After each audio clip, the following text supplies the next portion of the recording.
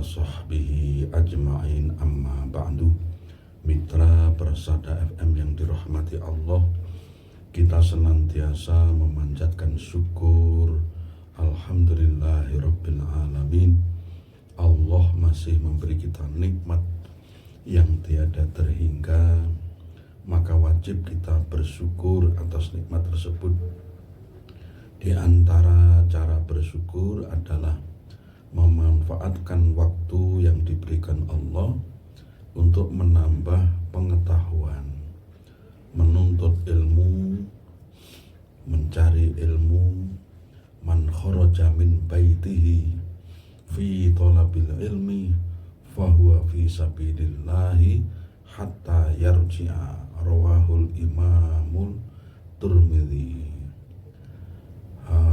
Rasulullah SAW dalam riwayat Imam Tirmidzi bersabda, siapa yang keluar dari rumahnya dalam rangka mencari ilmu, maka sampai dia pulang itu berada di jalan Allah.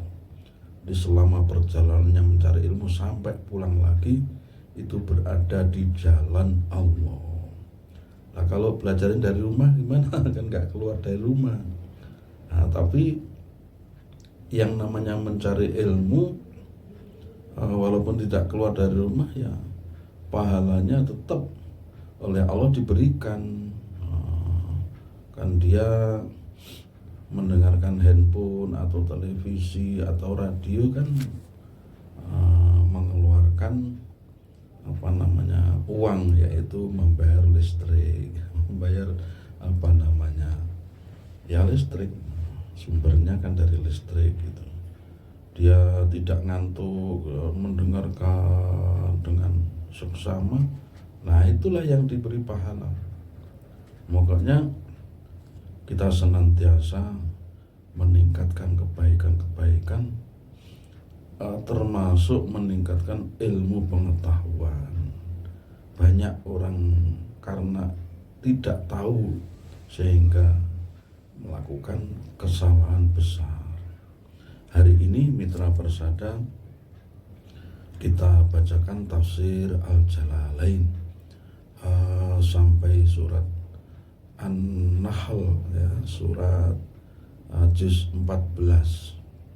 Allah Imam Jalalain menyebutkan, wa nazala lamma kutila Hamzatu faqala Nabi sallallahu alaihi wasallam wa qad ra'ahu, dan seterusnya.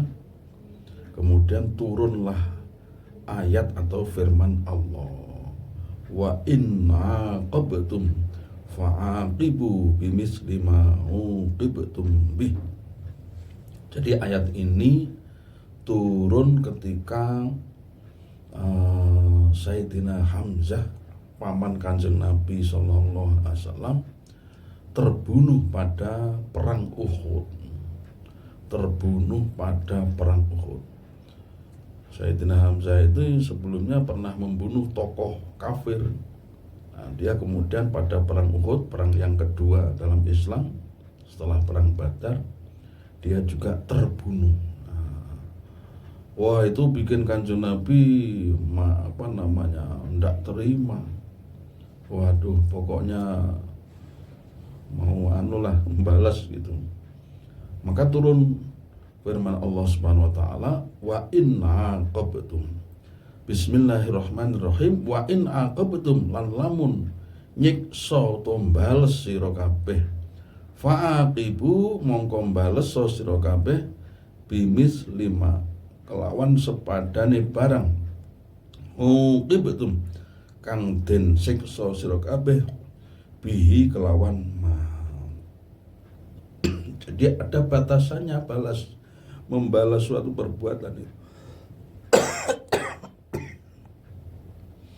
Jadi kalau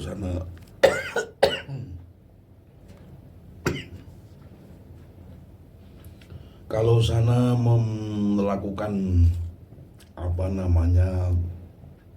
merotolne jari, maka diprotolkan jari yang semisal. Jadi Maksudnya ayat ini adalah kalau kamu ingin membalas, maka balaslah dengan yang setimpal. Jangan membalas yang berlebihan. Kalau membalas berlebihan namanya berbuat zalim. Berbuat zalim. Jadi ini dalam Islam seperti ini. Membalas saja diatur sedemikian rupa. Nah, ayat sebelumnya kelanjutan dari kalimat dalam firman Allah ini masih satu ayat. Wala in sobartum lan yakti lamun sobar sapa sira kabeh anil intiqami saking bales lahua yakti utawi sabar ayat sabru iku khairun luwih bagus lis-sabirina kanggo wong-wong kang sabar. Nah, ini yang bisa mempraktekkan Kanjeng Nabi bisa mempraktekkan. Kan Allah berfirman, kalau kamu balas ya balaslah dengan yang setimpal. Tapi kalau kamu sabar berarti tidak membalas, maka khairul lis-sabirin. Maka kesabaran ya tidak membalas itu lebih baik bagi orang-orang yang sabar. Wah, ini berat sekali. Orang mampu membalas tapi tidak membalas. Ini namanya al-halim ya, penyantun. Di penyantun itu sangat sabar. Sangat sabar. Memang dalam Al-Qur'an ada 3 kan balasan orang yang sabar itu. Wallahu yuhibbus sabirin. Allah menyukai orang-orang yang sabar. Kalau disukai Allah berarti kan diridhoi. Innallaha ma'as sabirin. Yang kedua, sesungguhnya Allah menyertai orang-orang yang sabar. Maka orang yang sabar itu disertai oleh Allah, ditolong, mendapat bantuan, mendapat maunah. Kemudian ayat yang ketiga, innama yuwaffas sabiruna ajrahum bighairi hisab. Orang-orang yang sabar itu dibalas dengan pahala yang tidak terhingga. Jadi balasannya besar sekali. Tapi ya itu syaratnya harus sabar. Waning kuat, berani bisa ngampleng, tapi dia tidak mau. Dia sabar. Padahal dia sudah dikampleng oleh orang. Nah, dia tidak membalas. Maka orang yang seperti ini mendapat posisi yang baik di sisi Allah. Bukan berarti Allah tidak memperhatikan. Allah memperhatikan orang yang seperti itu. Nah, ini dipraktikkan oleh Kanjeng Nabi SAW ketika paman beliau Hamzah terbunuh. Di awal-awalnya Kanjeng Nabi ya geram gitu. Tapi kemudian Kanjeng Nabi memaafkan si pembunuh. Siapa pembunuhnya? Pembunuhnya adalah seorang budak ya, namanya Wahsy. Wahsy ini pinter melempar lembing.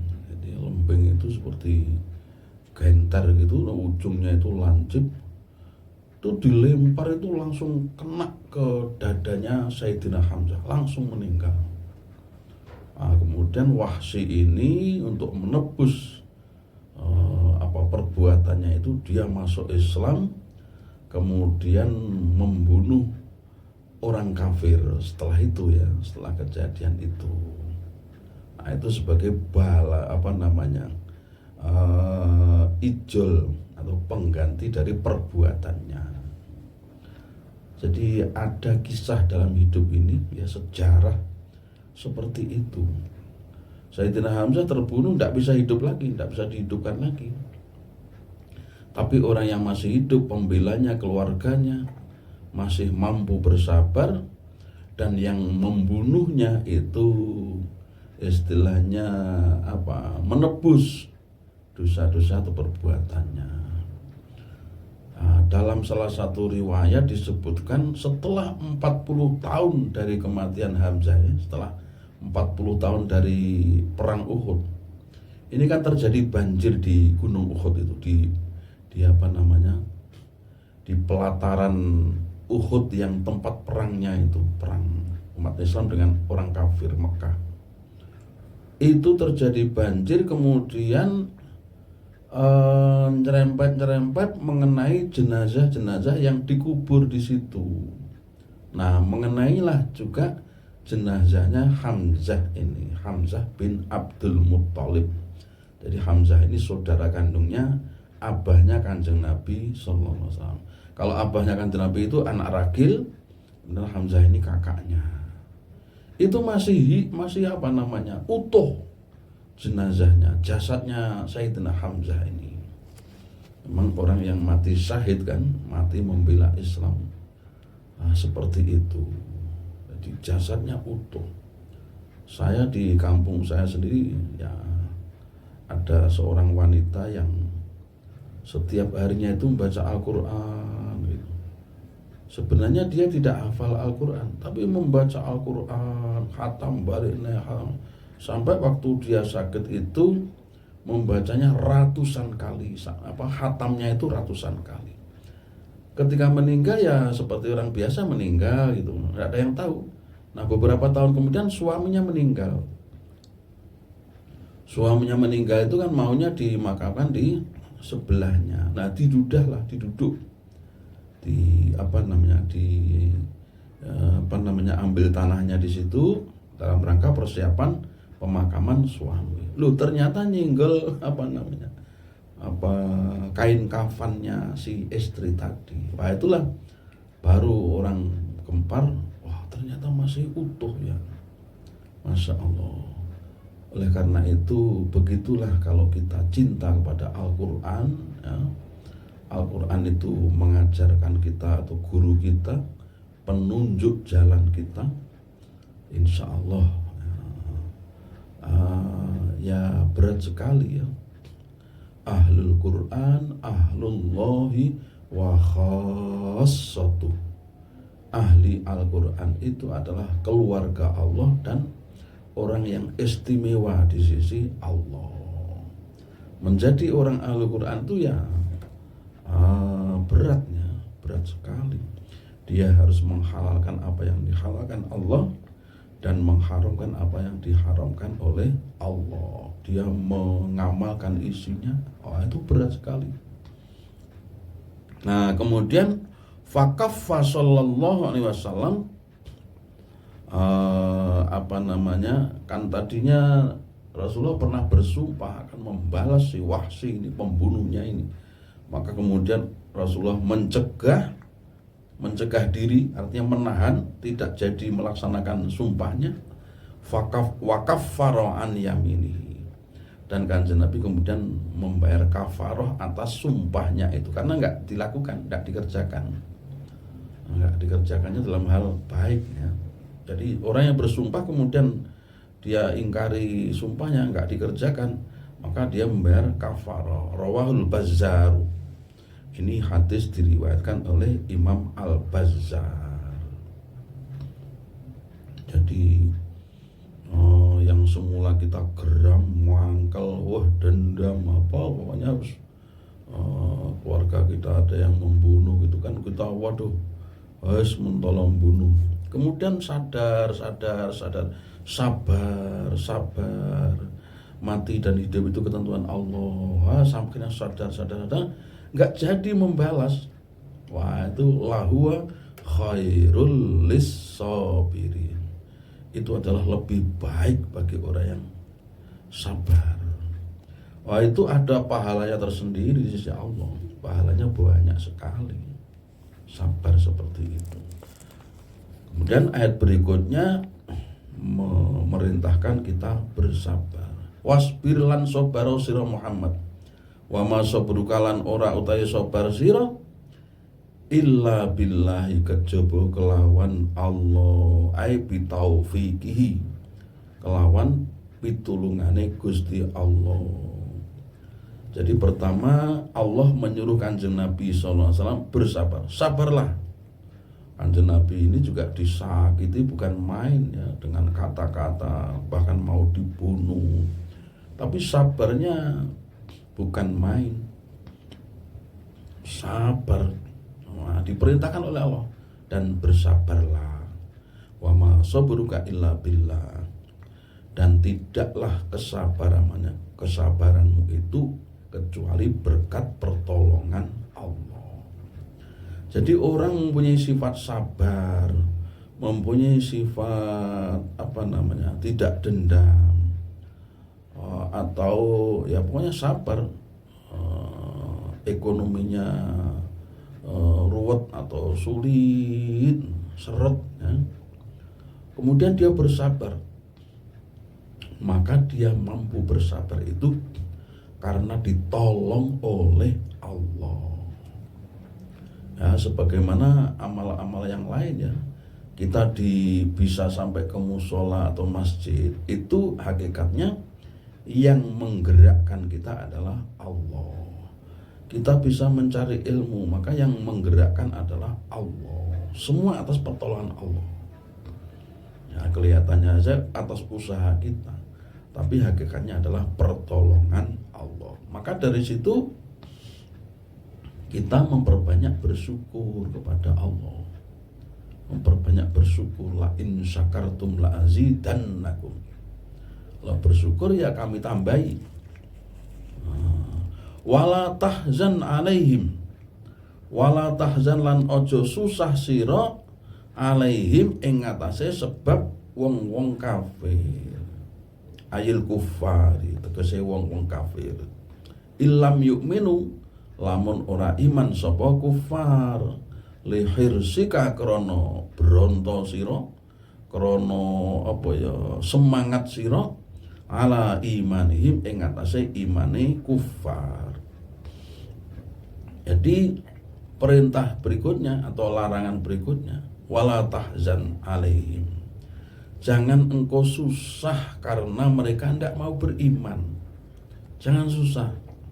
Kita ini kadang-kadang kan kalau di madrasah diniyah atau di musola atau di pondok, di rumah kita gitu kan, ada anak-anak kecil itu, waduh, dinasihati masih saja melakukan.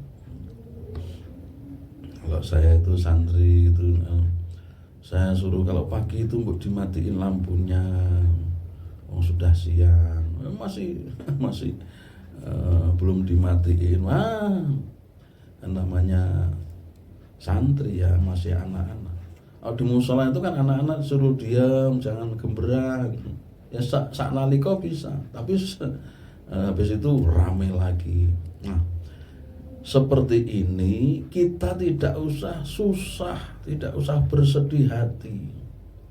Kalau Kanjeng Nabi, karena apa? Ketika kaummu tidak mau beriman, ya tetap tidak usah susah, tidak usah susah. Maunya Kanjeng Nabi ya susah, namanya pengennya pengikutnya banyak. Maka pengikut atau orang yang mengikuti kita itu ya sesuai takdir Allah. Tidak semua orang itu suka atau tertarik pada kebaikan, walaupun bagaimanapun usaha kita untuk menyenangkan dia, membuat dia mau tertarik dengan apa yang kita ajak. Memang ada yang enggan atau moh ya. Kalau dalam hadis Nabi itu, man ata'ani dakhala jannah wa man apa itu fa innahu finnar, atau kama qala Nabi sallallahu alaihi wasallam. Siapa yang taat, yang patuh pada aturan Allah, maka dia masuk surga. Tapi siapa yang enggak mau, ya sudah, namanya enggak mau berarti enggak taat, maka neraka tempatnya. Jadi manusia itu tidak mau beriman atau tidak mau beramal baik itu karena tidak mau dirinya masuk surga. Ya, bahasanya kan Nabi, enggan, aba, menolak. Maka sayang sekali orang-orang seperti itu ya. Saya tidak mau masuk surga. Hakikatnya kan begitu. Apa yang mereka lakukan karena tidak patuhnya pada Allah itu, nggak mau masuk surga. Nah itu bahasa kan waman aso gitu, siapa yang maksiat dan durhaka ya masuk neraka lah. Siapa yang beriman maka dia namanya mengikuti Kanjeng Nabi. Wala taku lan ojo ono sapa sira iku fi dhaikin tetep ing dalem kerupekan mimma saking barang yam guru nakang makar sapa kufar ai lah tammi bimakrihim. Jadi jangan engkau merasa rupek atau sempit dadamu, susah sebab makar mereka, karena makar mereka. Itu dalam tafsirnya latah tammi bimakri. Ora usah kok gubris makar mereka. Makar itu durhaka mereka. Fa'ana nasiruka alaihim. Fa'ana mongko utahe ingsun Allah iku nasiruka, zat kang nulungi sira Muhammad alaihim ngalahake ing atase wong-wong kafir. Sudah dijanjikan oleh Allah seperti itu. Wis to, awakmu serasa susah-susah karena mereka memusuhimu, aku ini menolongmu. Dijamin oleh Allah. Makanya Kanjeng Nabi ya tidak pernah terbunuh. Kanjeng Nabi ya meninggal seperti manusia biasa meninggal, wafat yang didahului oleh sakit dan seterusnya. Innallaha satune utahe Gusti Allah iku ma'al ladzina sartane wong akeh ittaqau kang takwa sapa alladzin utawa kang ngedoi sapa alladzin al kufra ing kufur wal ma'asiyalan pira-pira maksiat. Ayat ini diakhiri pernyataan Allah, sesungguhnya Allah itu bersama orang-orang yang menghindari kekufuran dan kemaksiatan. Jadi orang-orang yang menghindarkan diri dari kemaksiatan itu ditemani Allah, dilindungi oleh Allah, ditolong oleh Allah. Apa tidak bahagia orang seperti itu? Maka kalau kita mencegah dari perbuatan dosa, wah itu satu sisi memang itu dikersakne Gusti Allah, ditolong. Dari sisi yang lain berarti kita ditemani, dilindungi, ditolong oleh Allah. Ya berarti orang yang beruntung, wong sing bejo tenan, wong bisa menghindari dari yang tidak baik. Walladzina lan wong akeh hum kang utawi alladzin iku muhsinuna, wong-wong kang gawe bagus yaitu bitaati kelawan taat, was-sabri lan sabar, bil auni kelawan pitulungan, wan nasri lan tegese kemenangan. Jadi Allah itu akan menyertai orang yang menghindarkan diri dari kufur dan kemaksiatan, dan juga akan menemani orang-orang yang berbuat baik. Kan ada ayat itu di surat Al-An'am itu innallaha la yudhi'u ajral muhsinin. Sesungguhnya Allah itu tidak menyia-nyiakan pahalanya orang-orang yang berbuat baik. Perbuatan baik itu luas sekali. Maka kalau kita termasuk orang-orang yang tua ya, lansia, yang beramal banyak itu sudah berat, maka carilah amal-amal yang sedikit tapi pahalanya besar. Seperti man ghada ilal masjid la yuridu illa khairan aw yu'allimahu kana lahu ka'ajril haji. Siapa yang pergi ke masjid niatnya mencari kebaikan atau mengajarkan kebaikan, maka pahalanya seperti pahala haji. Man kharaja min baitihi mutatahhiran fi ila musallahu kana ajru ka'ajril haji. Orang yang berwudu di rumah kemudian pergi ke tempat sholat berjamaah, maka dia pulang membawa pahalanya haji. Ada lagi orang yang baca tasbih, Membaca tasbih 1 kali dibuatkan pohon kurma di surga, dilipatkan 10 kali. Nah, kalau membacanya 33 kali berarti mendapat 330 pahala. Itu baru subhanallah. Alhamdulillah juga segitu. Allahu Akbar juga. Maka kalau saat-saat menjelang subuh itu dianjurkan memperbanyak tasbih, ya, tasbih. Sambil agak ngantuk-ngantuk sedikit itu, subhanallah, subhanallah, subhanallah. Lesan ini basah karena berzikir. Maka orang yang seperti itu termasuk orang yang bejo, orang yang bejo. Kalau membiasakan berzikir seperti itu, maka ya sampai akhir hayat, maka dia sudah terbiasa. Insya Allah dia diambil oleh Allah dalam keadaan berzikir. Berarti husnul khotimah, husnul khotimah, akhir yang bagus, akhir yang bagus. Kemudian ada juga karena kita ini sudah ditakdirkan ya menjadi penduduk neraka atau penduduk surga.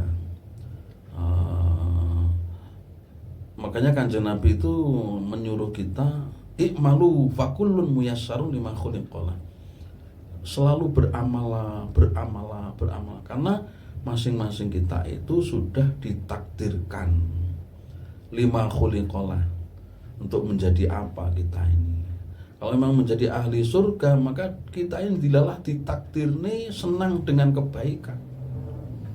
Nek sedekah ndak takut rugi dan seterusnya. Karena hakikatnya sedekah itu kan menabung amal. Dan orang yang disedekahi pasti senang karena dia menerima kan. Kita berkorban demi kebaikan, maka itu termasuk menyimpan kebaikan. Apa amalan yang memberatkan timbangan?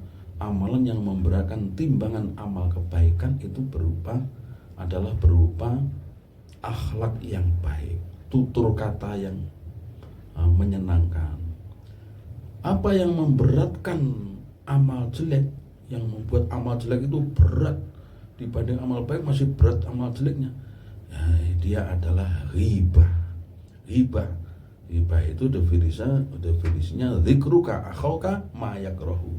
Engkau menyebut tentang temanmu yang dia kalau mendengar dia tidak suka. Nah, itu namanya ghibah. Loh, nyata loh Pak.